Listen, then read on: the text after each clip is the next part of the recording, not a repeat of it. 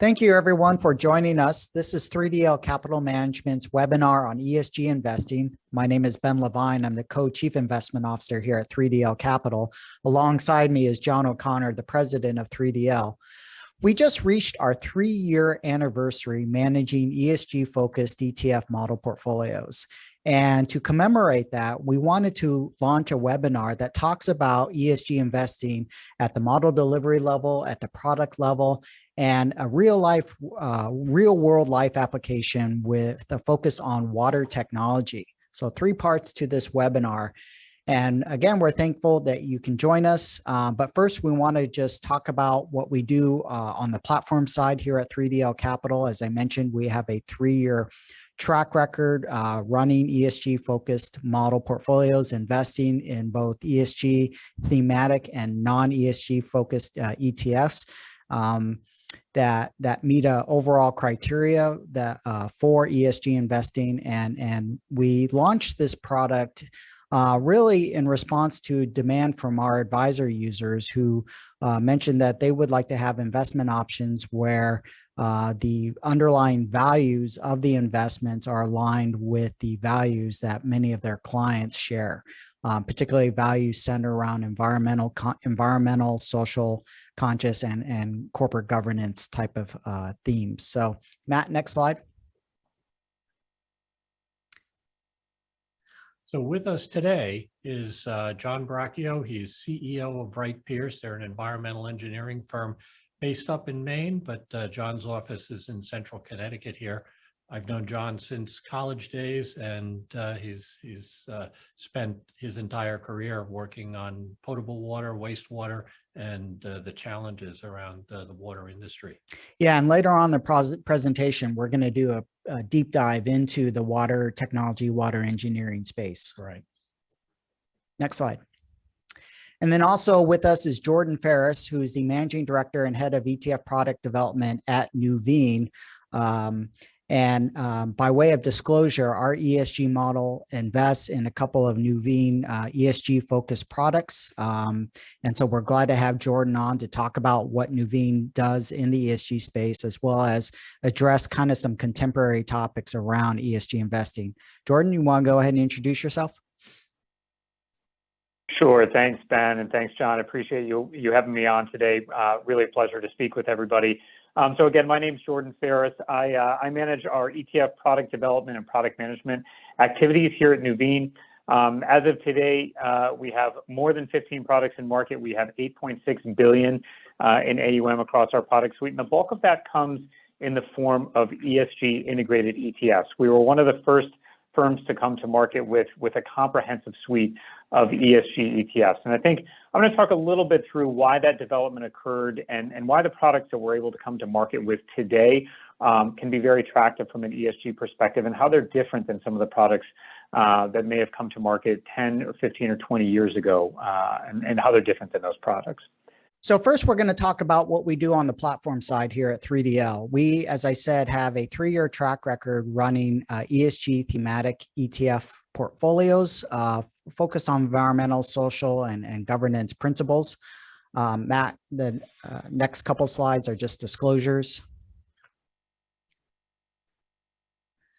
And so as advisors who work with 3DL know, we employ a systematic approach to investing. And what we mean by that is that we focus on products that systematically deliver the kinds of exposures that we want reflected in our portfolios. We have a history of running FAMA French factor-focused model portfolios and our flagship risk-based strategies in equities and fixed income. But 3 years ago, we received inquiries from a handful of advisors wanting to see if we could do anything on the ESG front, which, at the time, there frankly weren't a lot of products out there, John, right. Especially non-US products. Mm-hmm. But we thought that there was a fair amount of products, particularly ones that were index-based, that we believe we could build a model portfolio around. That has evolved over the years, and what we'd like to say is that our approach to systematic investing in the ESG space is diversified in and of itself, meaning that we're not just focused on ESG labeled products. We'd like to look at products across both the ESG label and non-labeled space. And what we do is we focus on products that are either built around market indices, what we call the wisdom of the crowd. So basically just broad-based market products that screen for ESG factors or rank them and then weight by their market capitalization. So you have like an alternative to the S&P 500. There's like an ESG alternative to the S&P 500. And then we also focus on ESG themes in and of themselves. So products that are focused on, for instance, alternative energy or smart energy that focus on new technology developments around the development of non-fossil fuel or conventional fuel sources of energy, primarily solar and wind, but also geothermal and hydrogen-based fuel cells. And then one of the technologies we're also going to be talking about later is one focused on water technology. We actually have a water thematic fund in our portfolio. And then there are products that are focused on traditional risk factors. What you tend to find in the ESG space is that many companies that screen well on ESG factors also tend to be more profitable companies. They tend to be higher quality companies and so forth. So we have a focus on traditional risk factors such as high quality, and we also mix in some small cap products as well. We combine these using statistical risk models through the Bloomberg Port system. We do want to focus on diversification like we do with our other risk-based products, particularly ones focused around global diversification. And that is a result of our 3D Global ESG Equity ETF model. Next slide. So what is our criteria for ESG investing? Well, early on, when we were trying to figure out what objective criteria we wanted to use to determine fund eligibility, we just didn't want to focus on the ESG label itself. We knew that anyone could potentially just slap ESG onto their fund name and without kind of any sort of underlying objective criteria. Now, granted, you don't see many product providers do that, and there's always the risk, the regulatory risk of products mislabeling themselves as ESG focused. But nonetheless, we wanted to get an objective ratings criteria when determining eligibility to be included in our model portfolio. And so we use the Morningstar Sustainalytics rating. We investigated Sustainalytics before they were acquired by Morningstar as the preferred ratings provider, and Sustainalytics does a deep dive company level research into the factors that drive environmental considerations, corporate governance, and social considerations. And then they also rate companies based on whether they're controversial or not. And so we have what we call a minimum above average rating criteria for inclusion. And as I said, we employ quantitative portfolio construction to make sure that we're diversified, that we understand where our sources of active risk are coming from. And we believe that with this systematic process of using index-based products, using quantitative portfolio construction and an objective rating source from Morningstar Sustainalytics, that we believe that our ESG labeled model portfolio can withstand regulatory scrutiny. Next slide. So with that, I'm going to go ahead and turn over to Jordan to talk about what Nuveen does on the product side, and then we'll have a bit of Q&A following his presentation. Jordan? Great, thanks, Ben. And my apologies for jumping the gun a few minutes ago, but the background was really helpful from you. So I'm going to talk a little bit about what our process was for developing the ESG ETFs that are part of our current suite of products, why we got into this space, and what we thought some of the internal IP that we had, why that can help clients. Right on this slide, we talk a little bit about ESG funds that have been well established for a number of years. Now, ESG has been integrated into investment products for several decades, but It was only until recently where the data got, I'll say, of a high enough quality where we could start comparing companies against their sector and industry peers and allocating higher amounts of weight to those companies. So thinking the phrase ESG leadership, buying those companies that across the environmental, social, and governance pillars are outperforming their peers.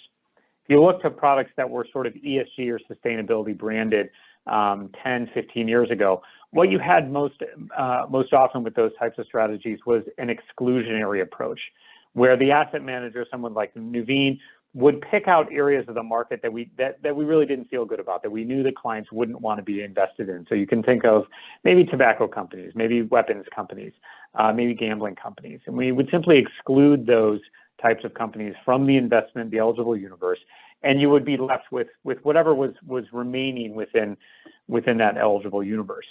What that doesn't allow you to do is compare companies against each other, compare healthcare companies against healthcare companies, or compare energy companies against energy companies, see which ones along these ES and G pillars are performing better.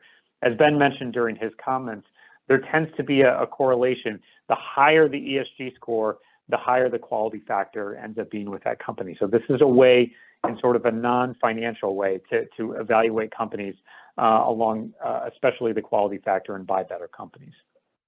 Now, if you fast forward to today, there are a number of strategies that do integrate sort of best-in-class ESG data into the security selection process. So can deliver not only a product that would exclude companies that operate or derive revenue from areas that don't make us feel good, but also from that investment thesis perspective, buy those companies that may outperform their sector and industry peers.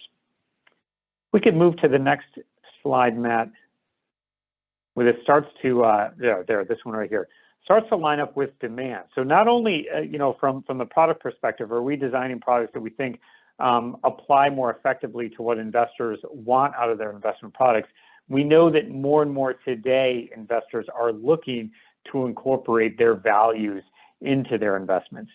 At Nuveen, we do a survey on an annual basis called our Responsible Investing Survey. It's available on our website, where we go out and we ask advisors, we ask institutions, we ask clients what their current opinions are with respect to responsible investing and to ESG integration within portfolios. And you can see the numbers here on the page are quite high. A significant majority of investors, all investors, but in particular the millennial generation, and I will say the Gen X generation is right behind them in terms of that percentage, want sort of two objectives from their investors, their investments right now. They want obviously the investment objective, the investment outcome to be the same, that risk and return profile to be the same, but they also want to incorporate their values. They want to deliver some sort of positive social and environmental outcome associated with that product. And then, you can similarly see very high percentages of investors now would likely put all of their investments into some sort of responsible investing type product. So we see a lot of demand and a lot of desire for products in this space, particularly as the millennial generation gets a little bit older, they start to earn a little bit more money and have not only retirement accounts, but investment accounts of their own. Matt, if we can move to the next slide. And I think I'll spend the bulk of my time here. So these are 4 different pillars that we integrate into the ETFs that are ESG integrated at Nuveen right now. This methodology is unique to Nuveen's suite of products, and I'll go through why we decided to do that. When we started building our suite of products, we surveyed the market. We looked at ETFs that were already in market, and then we also looked at what clients were expecting out of ESG branded products. And the ETFs that were in market, and Ben mentioned this in his comments as well, that there weren't that many products that were ESG branded in market 5 or 10 years ago.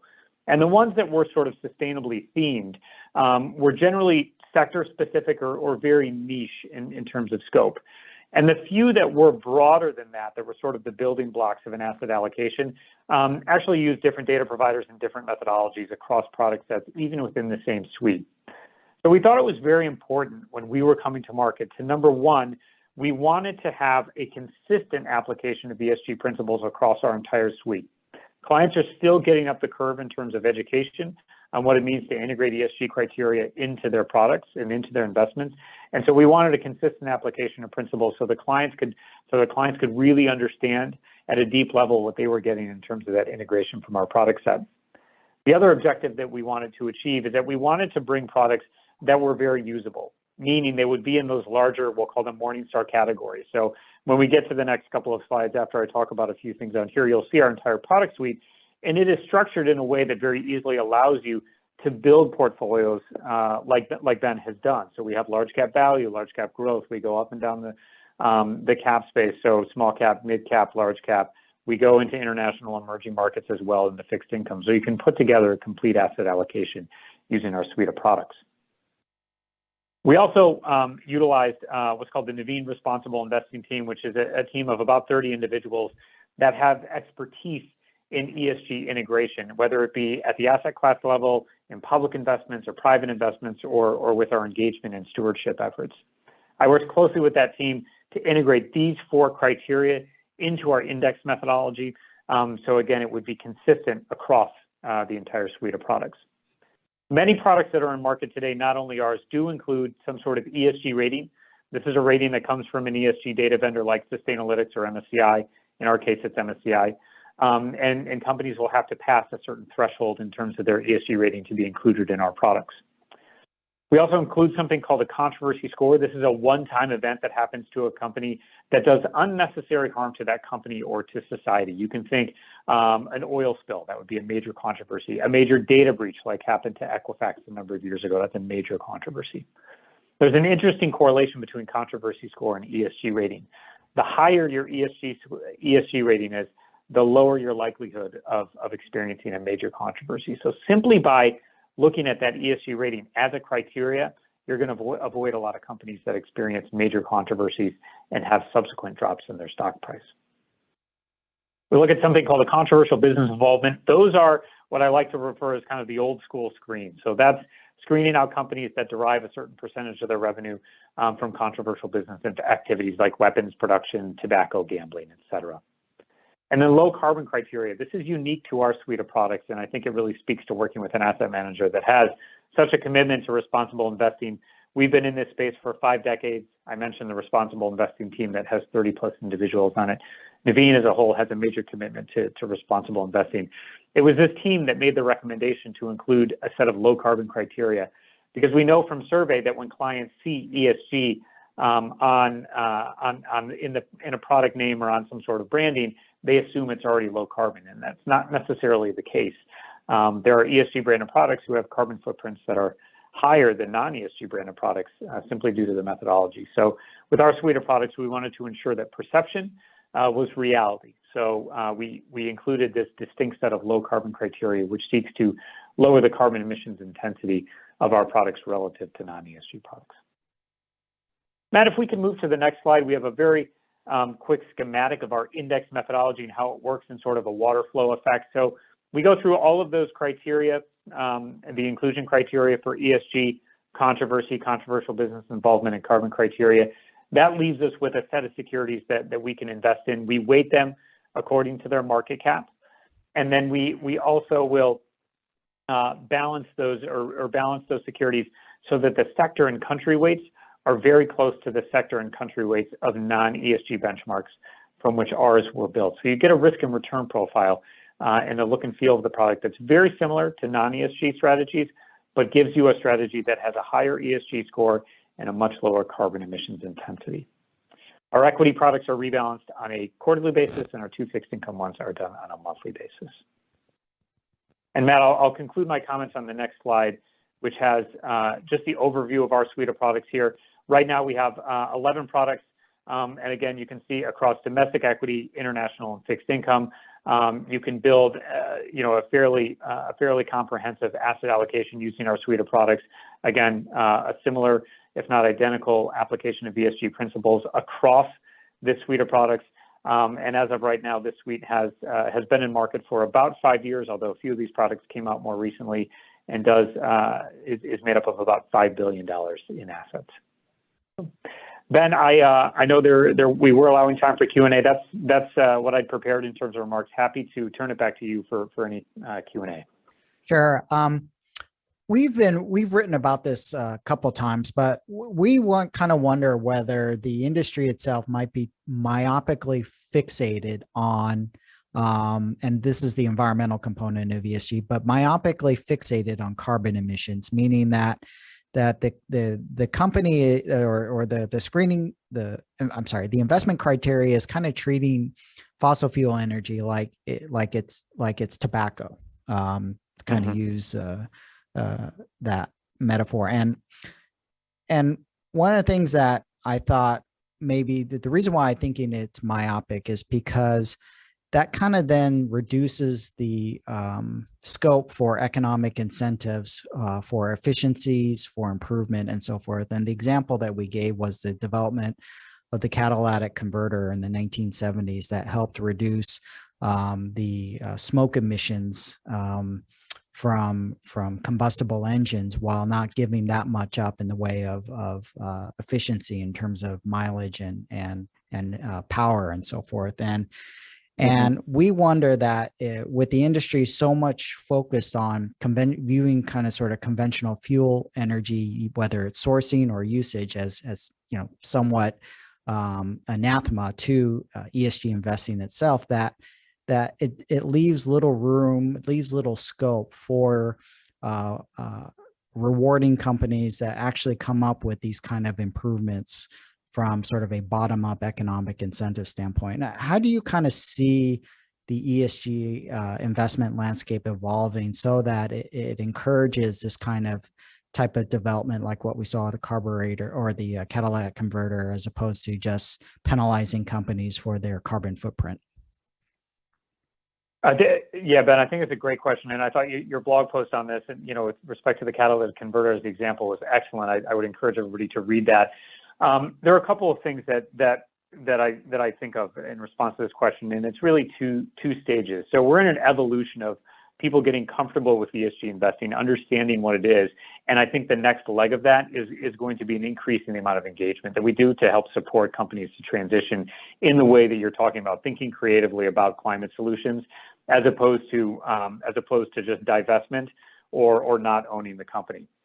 Within our suite of products right now, that ESG rating that we utilize does take into account components of that E-pillar outside of things that are directly related to I would say, fossil fuel reserves or carbon emissions. So it looks at natural resource usage, it looks at water usage, it looks at waste treatment, toxic waste treatment, et cetera. So that does come into play for the ESG score. Beyond that, so I think, the next evolution of products that we're going to look at will include a component of engagement that will be much more forward-looking in terms of how do we deal with the climate crisis that's going out right now? How do we line up with the Paris Climate Agreement? How do we line up with the new measures coming out of COP26? So I think we're evolving, probably not as quickly as some of us want us to. But we have to move along with the investment industry. So ESG integration, I would call, ESG 1.0. As we get into ESG 2.0, we're going to have significantly more effort put into engagement and then more thematic strategies, which would target certain areas of the market. Like, are we going to be owning companies that are investing in climate solutions, carbon capture solutions, or something like that? Are we going to be engaging with major polluters to help them come up with climate solutions to help them decarbonize more quickly through our ownership structure? So I think that's the next leg of where we're going. I'm excited about the next 5 years and how much progress we can make on that.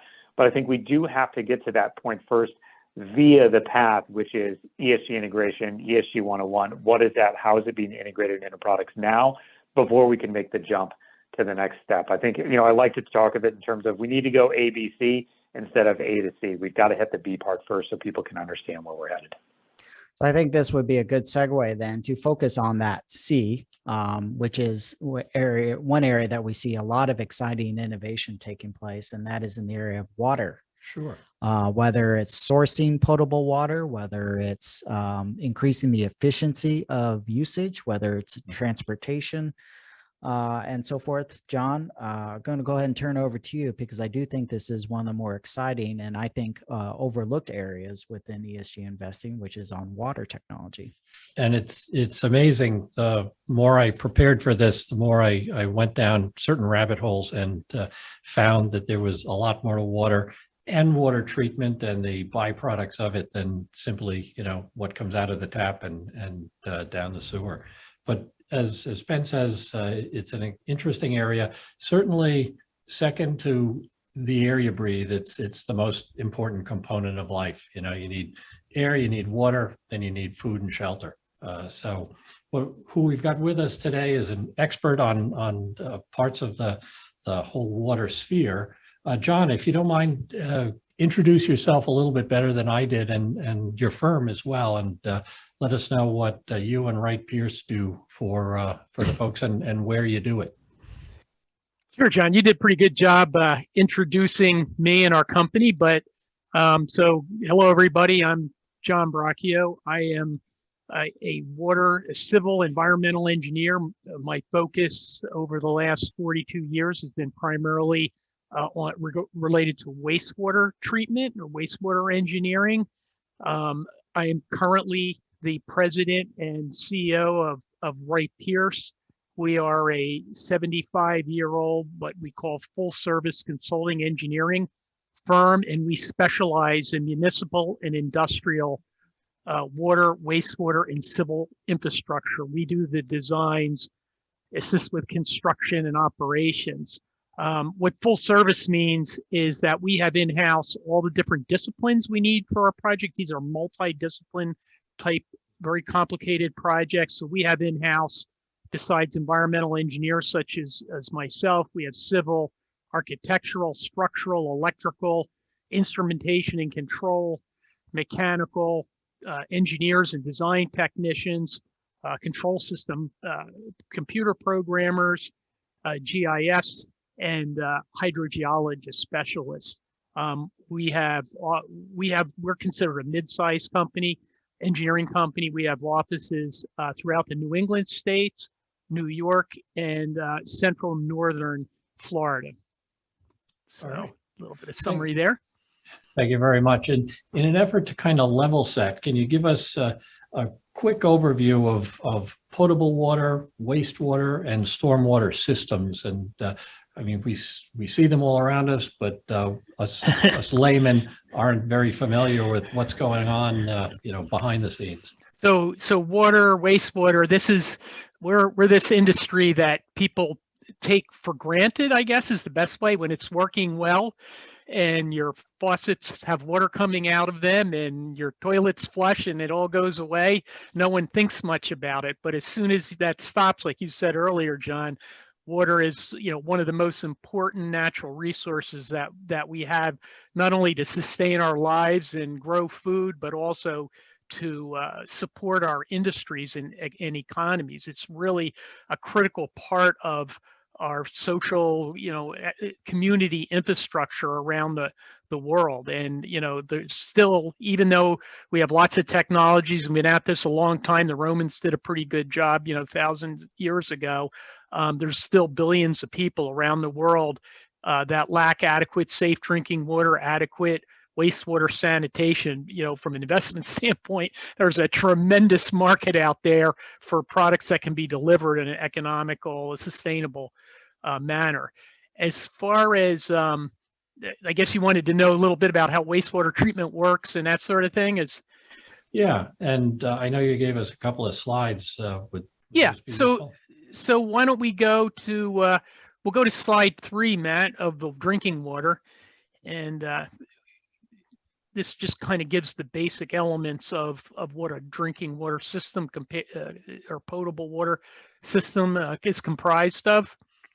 Oh, maybe it's there you go. So one of the things with water and actually wastewater, you really need a long vision. So when people in our industry are looking at this, we're trying to look out on drinking water side, sometimes 50 to 100 years in the future, taking out crystal balls and what are going to be the needs over that period of time. And so that we can identify what type of infrastructure we need. You know, for example, there would be no New York City without the vision and planning and then all the infrastructure associated with building a drinking water reservoir system, you know, almost 200 miles away in the Catskill Mountains, and the whole system to get that water down to Manhattan, which is basically sitting on a rock.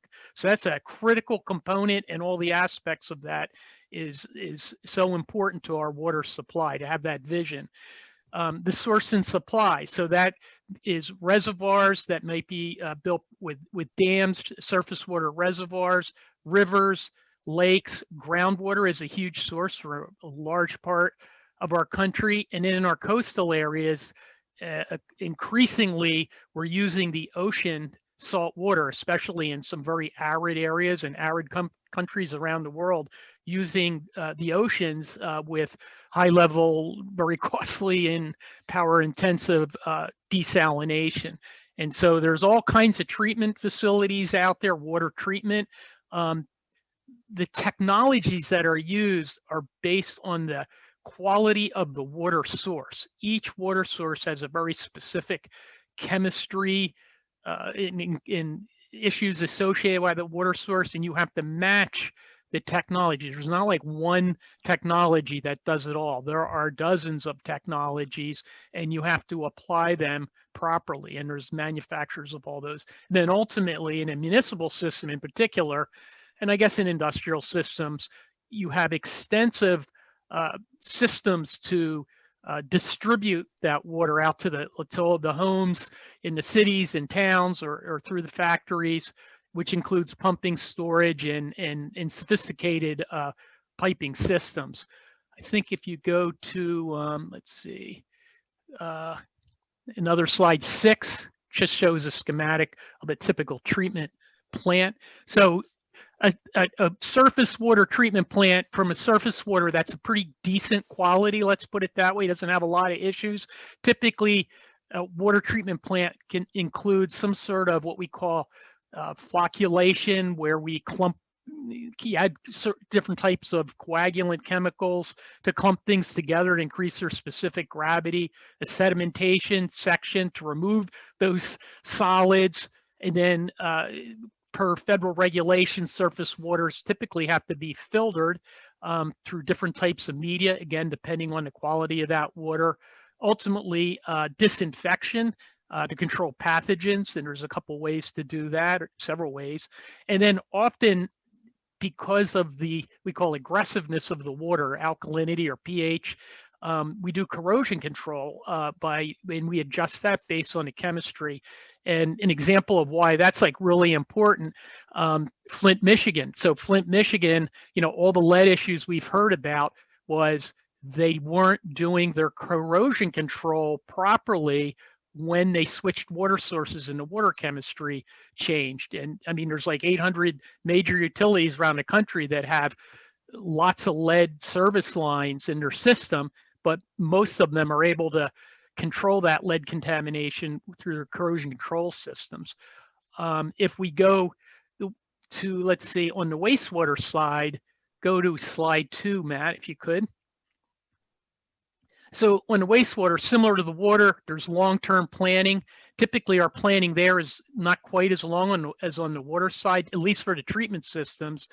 It's on like a 20-year basis. You have a all piping and pumping system to collect your wastewater from municipalities. And then you have treatment plants that are very, very sophisticated. I would say much more than on the drinking water side, because they basically have to take contaminated sewage and industrial wastewaters and treat it back to water quality, and at times better than drinking water quality, depending on the nature of the surface waters that you're discharging, or if you're recharging an aquifer. Slide 4, Matt, of that section there. So sort of a typical municipal wastewater system. You have your collection system, you have all kinds of pumping systems, and then you have a bunch of different processes in the treatment plant. Again, like the water system, are based here not on the quality of where you're discharging it to, and the quality is based on federal regulations to try to achieve as close to a natural environment as possible.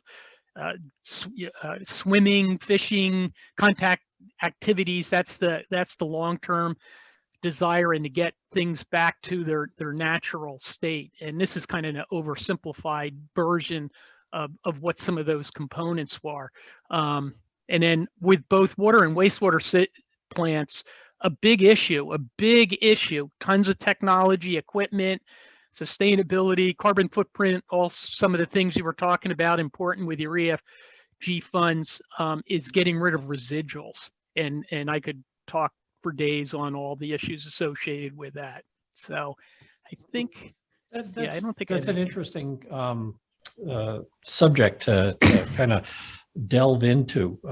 You and I were talking the other day about what to do with all this stuff that ends up coming out of water cleansing, water purification processes. And there's some knock-on industries that are developing. You kind of introduced me a little bit to a professor out at Penn State who's got, for lack of a better term, a sewage battery, but a bio generation cell, a fuel cell. Can you talk a little bit about the opportunity for some of the waste to be used as feedstock for fuels or fertilizers, or have these facilities generate their own power? Because I know they're a huge power sink with today's technology. So water and wastewater systems are one of the biggest, in the top 3 or 4 biggest power using industries of any industry in the country. I think second or third to petrochemical. There's specifically, mostly on the wastewater side, there's all kinds of opportunities to recover energy or produce energy from basically recovering it from the contaminants that got added to the water. So the heart of a wastewater system is a biological process, and there's big reactors and tanks and all kinds of equipment associated with that. In that biological process, you're growing microbes like a farm, and you're feeding them, wastewater, sewage with all kinds of constituents. That's the food to those bugs, as we call them. And you're growing every day tons and tons and tons of these we call bio sludge that gets settled out and has to remove from the system. We try to maintain a continuous, homogeneous population of these bugs to clean up the wastewater. But you got to get rid of that stuff. There's a tremendous amount of energy tied up into the cellular matter. So you mentioned, out of Penn State, there's a technology that was originally developed there, and a lot of other universities are trying to refine it. It's an emerging technology that really has not been scaled up to these industrial sized facilities called a microbial fuel cell, where they're essentially able to extract the energy from the cells of these microbe and produce electrical current. Works great in the lab. It's a somewhat of a tricky technology that they're trying to refine and make more and more practical, because these are heavy duty, rugged installations. And if and when they can figure this out, it will be a big game changer for the industry in terms of being able to produce power to power these facilities, again, that are some of the biggest power using industry, probably of all industries. The other thing that we've been doing historically is as we waste these biosolids and residuals off of wastewater plants and also from water plants, the way that we've been able to extract the energy out of these historically is through something called anaerobic digestion. If you've ever flown into, let's say, Logan Airport and look out the window at Deer Island, you'll see these giant egg-shaped digesters. And what they're doing there is a different type of microbe in those tanks converts the microbes that we're doing the wastewater treatment into, they produce a methane gas in those, and that methane gas is used as a fuel to run electrical generating turbines. So that's a way historically that's been done, very equipment intensive, very equipment maintenance intensive. So we're, that's why we're continuously trying to find, are there other ways to recover the energy out of those biosolids? Biosolids is a massive issue with the industry. A lot of the traditional ways to get rid of this, landfilling, land application, composting, is becoming more and more difficult because of public perception, other regulations, different types of contaminations in there. So there's tremendous opportunities and things going on to advance those technologies. One of the technologies in Connecticut, where I'm located, in lots of parts of the country, New York City, Boston, a lot of the big urban plants that generate so much of this material, how do they get rid of it? So one way, like in Connecticut, in our region, is through incineration with very high technology burners, I guess. And there's so much energy in these sludges that the latest kind of technology, fluidized bed incinerators, they once you get them up to temperature around 1300 degrees, this wet sludgy material actually is a fuel source, and they go autogenous and don't need any fuel. And the technologies that are being developed now are to make them cleaner and cleaner. If you go to the wastewater slides there, Matt, let's see, which slide would that be?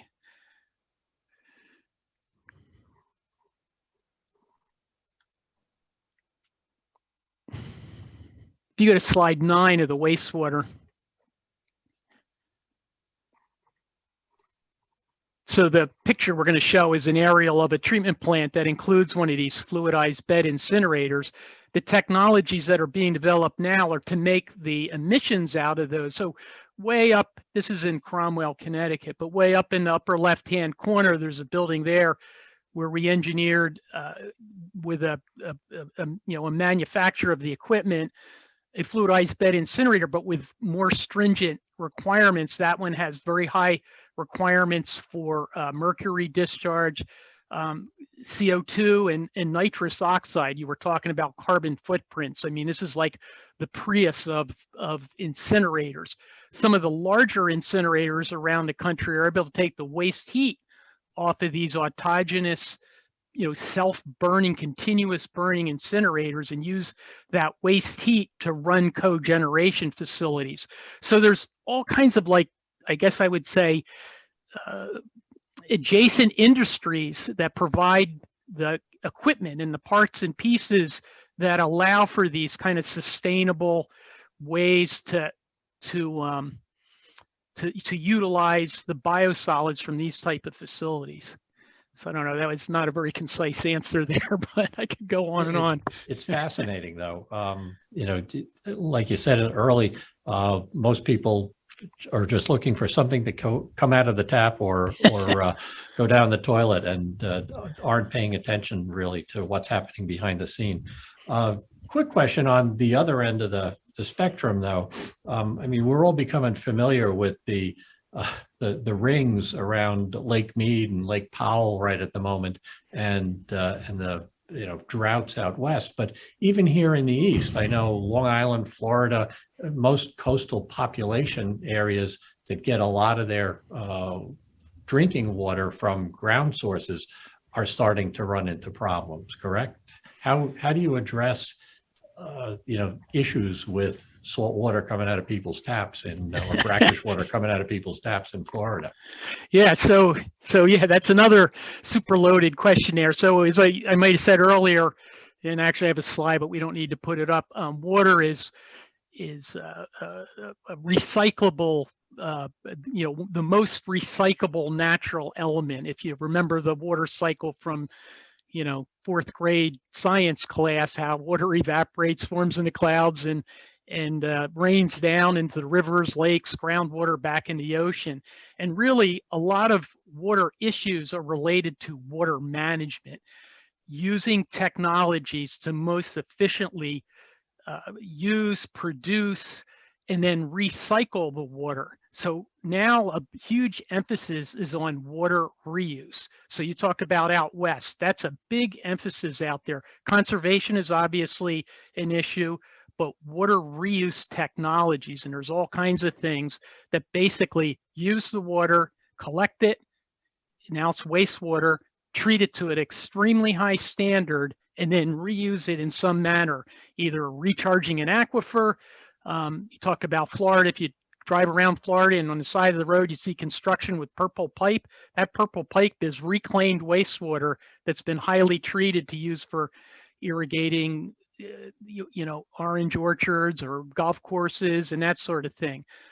So there's, you know, the issue is to me, a large part of it is how you manage the water. Out west, it's a little bit more complicated because they have water laws that were established a long time ago that complicate the issue. So you have, you know, you talk about Lake Mead or those river basins. Those water laws, the first people who had access to those, they have the rights to however much they wanted or got an allocation the first time they use it. So you have big irrigation users out there, agricultural. They have tremendous giant allocations of water usage. Even if they don't need it, they still pump it and put it on their fields, because if they cut back on their water usage, they lose that full allocation. And so there's legal issues along with a whole bunch of technology. We have lots of technologies. You know, we can engineer it. We can clean it up. We can recycle it. We can redistribute it. But you still have to deal with the legal aspects of water rights out west. Down in Florida, so out west too, you know, using ocean water is becoming desalinations. And the same thing down in Florida. Florida's low lying. We have the issues on Cape Cod and Long Island where groundwater is the primary source for drinking water. Use Florida, well, use any of those as an example. With climate change and sea level rise, as you're pumping your fresh water out of the ground, you're creating sort of a reverse hydraulic profile. So now instead of the groundwater migrating out to the ocean, you have ocean water migrating back into the groundwater, creating those brackish conditions. So the technologies now are back to that water reuse. Take that wastewater, treat and stormwater management and wastewater management, treat it to a high level and don't discharge it into the ocean or surface waters. Use it to recharge the groundwater aquifers to keep that groundwater level replenished, and also to to counteract the effects of sea level rise. So there's all kinds, again, technologies out there that can be applied to provide this proper water management through those systems. Hey, it's amazing. We're kind of running out of time here, but I wanted to kind of wind up with you, since a large part of our audience are investment folks. You must be seeing an awful lot of M&A activity, private equity, larger companies, both on the engineering side as well as the supplier side. I was listening to a podcast the other day where somebody had observed that a Midwestern utility was buying up small water suppliers down in the Florida area. But I'm sure you get calls from private equity firms occasionally. And in our industry, there's a lot of roll-ups going on, you know, and large players consolidating and buying a lot of wealth management and investment management firms. What are you seeing in your end of the? Yeah, so there's been over my career, there's been a lot of consolidation of not only engineering companies like ourselves, but equipment manufacturers, and there's operators of these systems. We call them contract operators, and there's been consolidation as well as the private water companies.